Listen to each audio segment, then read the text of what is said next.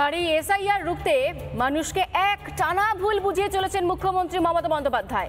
এবার একেবারে কেন্দ্রীয় স্বরাষ্ট্রমন্ত্রীকে আক্রমণ করলেন মুখ্যমন্ত্রী। রাষ্ট্রপতির শাসন নিয়ে ভয় পাচ্ছেন কি মমতা বন্দ্যোপাধ্যায়? সংখ্যালঘু ভাইদের বলেছিলাম, ভাই বোনদের তোমরা রক্ষা করো যাতে হিন্দুদের ওপর কোনো অত্যাচার না হয়, হিন্দুদের ওপর কোনো অত্যাচার না হয়। শুনলেন তো মুর্শিদাবাদের বহরমপুরের সভায় মুখ্যমন্ত্রী কি বললেন? সংখ্যালঘু ভাইদের বলেছিলাম, ভাই বোনদের তোমরা রক্ষা করো যাতে হিন্দুদের ওপর কোনো অত্যাচার না হয়।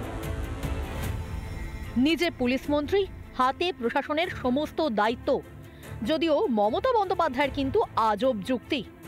শুনুন আরও একবার ঠিক কি বললেন মুখ্যমন্ত্রী।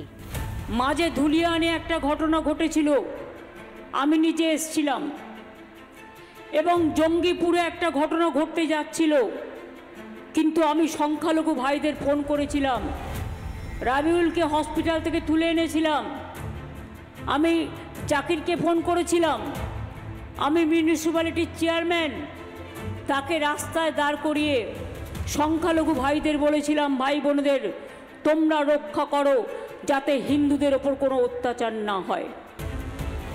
চলতি বছর এপ্রিলে হিন্দু বিদ্বেষীদের শিকার হয়েছিলেন হরগোবিন্দ দাস, চন্দন দাস।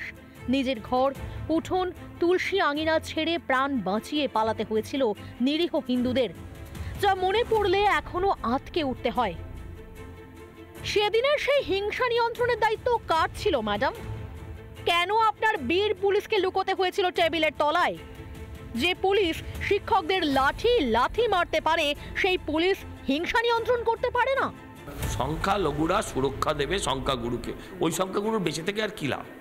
এতদিন তো শুনতাম সংখ্যাগুরুরা প্রোটেকশন দেবে সংখ্যালঘুকে, আজকে বলছেন সংখ্যালঘুরা প্রোটেকশন দেবে সংখ্যাগুরুকে।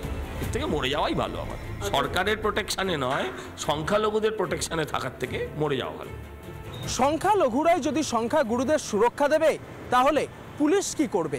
আম জনতাকে রক্ষার দায়িত্ব তো প্রশাসনেরই। পুলিশ মন্ত্রী হয়ে আপনি একাধিকবার পুলিশের ভূয়সী প্রশংসা করেছেন, তাহলে কেন এখন পুলিশকে শোকেসে গুছিয়ে রাখার কথা ভাবছেন ম্যাডাম? তাহলে কি পুলিশ এবার দলদাস হয়ে কাজ করবে? রিপাবলিক বাংলা। নানা ধরনের কন্টেন্ট দেখার জন্য লাইক করুন, শেয়ার করুন আমাদের ফেসবুক পেজ, সাবস্ক্রাইব করুন আমাদের ইউটিউব চ্যানেল।